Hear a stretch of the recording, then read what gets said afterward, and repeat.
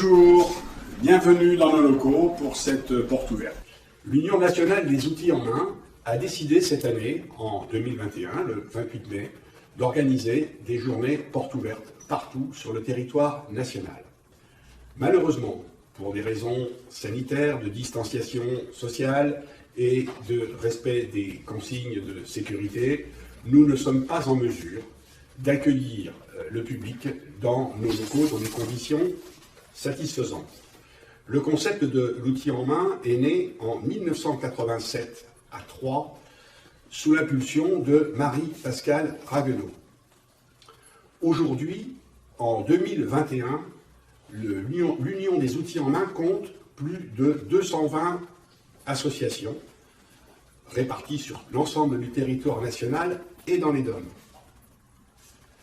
Cette union représente 4500 bénévoles, gens de métier, et plus de 3000 enfants qui, chaque mercredi, bénéficient des initiations aux métiers traditionnels, artisanaux et aux métiers du patrimoine. Pour sa part, l'outil en main de Troyes se compose de 35 bénévoles et gens de métier et accueille tous les mercredis 24 enfants. Nos métiers se répartissent en 14 disciplines. Tout d'abord, les métiers du bois, dont la sculpture sur bois, la menuiserie, la marqueterie, les métiers du métal, avec l'ajustage, la dinanderie et la mécanique. Des métiers du tissu, avec la couture, le tissage et le métier de modiste. Ensuite, d'autres métiers, tels que le vitrail Tiffany, l'électricité, le canage, et pour finir, la reliure et le dessin industriel. Je vous invite maintenant à visiter nos ateliers et rencontrer nos artisans dans nos locaux. Bonjour et bienvenue dans l'atelier menuiserie de l'outil en main de Troyes. Nous sommes 3 anciens artisans, dont un qui est passé dans le monde de l'industrie, donc ce qui permet de montrer un petit peu aux enfants diverses techniques pour exécuter les travaux. Donc quand on parle de menuiserie, on parle bien souvent de bois.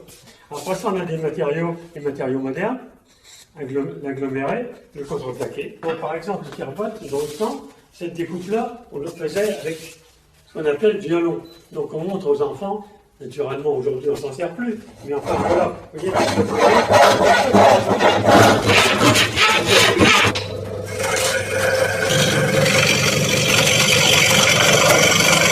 donc ici on va passer maintenant à l'étape d'à côté, c'est les deuxièmes années. Vous avez le plateau à fruits, vous avez le petit banc. Donc on sait qu'à chaque fois les enfants ramènent les objets qu'ils ont fabriqués chez eux. Bonjour, heureux de vous accueillir dans l'atelier de sculpture sur bois. Donc un animateur pour 2 ou 3 jeunes. C'est un atelier qui laisse beaucoup de part à la créativité, aux initiatives personnelles. Je leur fais déjà découvrir les outils, les gouges qui sont arrondis, un creux arrondi, et troisième sorte d'outils seulement, il n'y en a que 3, les burins qui sont en V. Voilà. Évidemment, s'ajoutent là-dessus les maillets et quelques outils accessoires comme des râpes, des choses comme ça. Donc il faut regarder là, ce qui demande un peu de coordination et il y a un âge minimum, sinon c'est pas facile. Jamais tenir la pièce avec la main parce que automatiquement l'outil dérape et l'accident arrive. Et quand ils auront 20 ans, ils partiront, ils auront eu ça dans leur chambre, ils partent avec leur réalisation. Et ils vont dire, bah oui, j'avais fait ça, j'avais quand même que 12 ou 13 ans. Bonjour, atelier canage pour l'outil en main. Il faut cheviller le brin à fur et à mesure et le tendre de façon à ce que ça soit un travail régulier et qu'il soit bien tendu sans pour autant casser.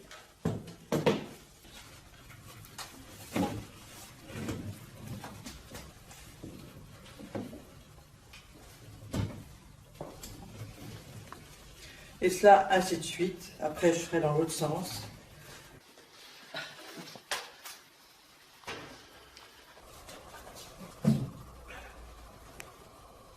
Bonjour, donc Françoise pour l'atelier tissage à l'outil en main. Donc, Donc pour le tissage, les enfants disposent d'un petit métier à tisser. Donc nous avons un cadre de bois sur lequel est monté des fils de chêne qui sont en coton et nous travaillons avec des navettes où est enroulée de la laine pour faire ce qu'on appelle la trame. Donc le principe consiste à croiser les fils de chêne avec les fils de trame. Mais les enfants préfèrent finalement, ils sont contents d'essayer le grand métier, mais en général, ils préfèrent travailler avec leur petit métier. Voilà, donc là on a des réalisations faites par les enfants, où on voit donc qu'ils peuvent bien jouer avec les couleurs et jouer aussi avec les motifs. Je vais vous présenter l'atelier Vitrail Tiffany. Le vitrail, on commence toujours par un dessin existant, une création. On va le reproduire sur un papier calque qui va permettre, avec du papier carbone, de créer des gabarits. Ces gabarits vont permettre de préparer les petites pièces de verre à l'aide d'un coup de verre.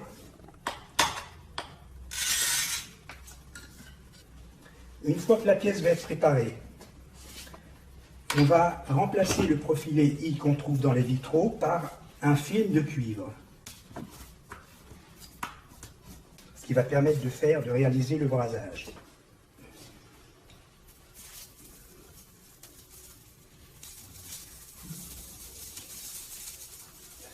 Ce qui permet donc aux enfants de première année d'effectuer ce genre de travail sur 2 séances de 2h30. Vous êtes dans l'atelier couture, je suis Jocelyne, nous sommes 3 pour avoir 3 enfants à chaque atelier. Et c'est une fois par semaine, un mercredi après-midi, de 14h à 16h30. On commence par faire un sac très simple. La première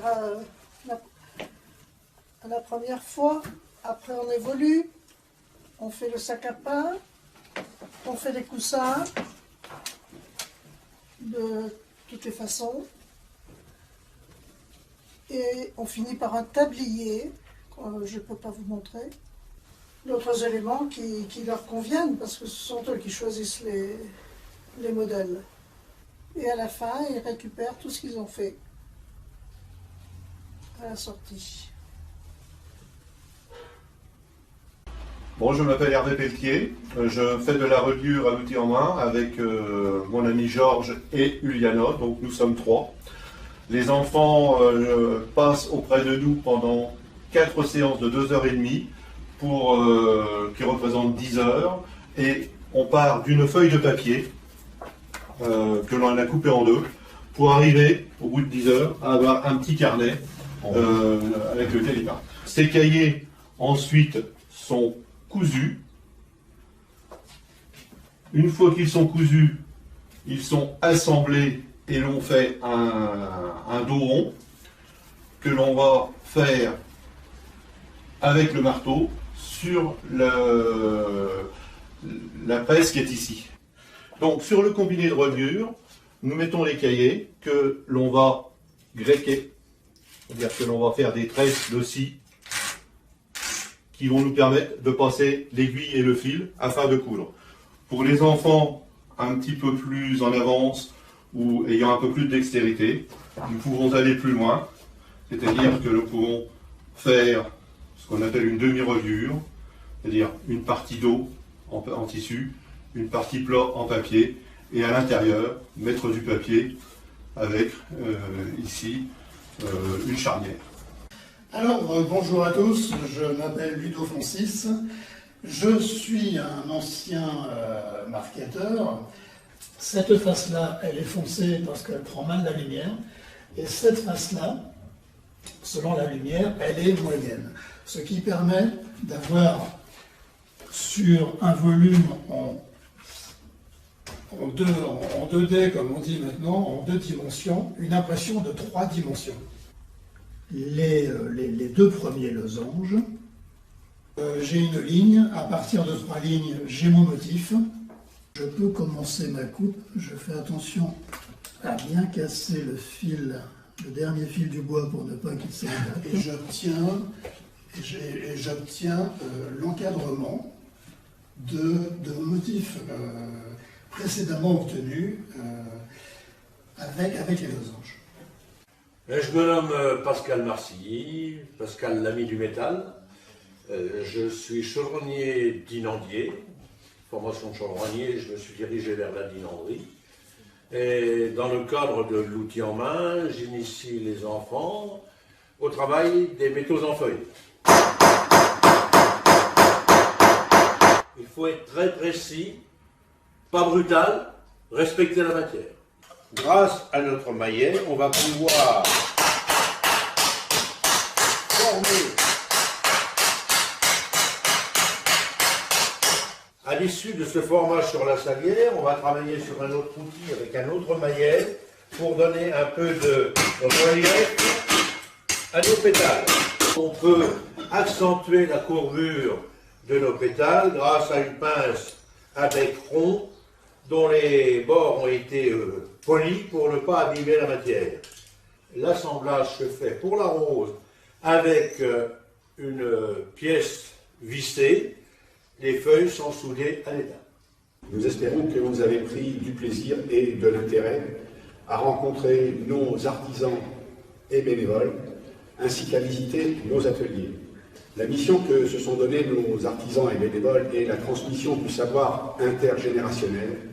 Cela implique que pendant 2 ans, les enfants recevront des valeurs telles que le goût du travail bien fait, la rigueur, l'humilité, la discipline.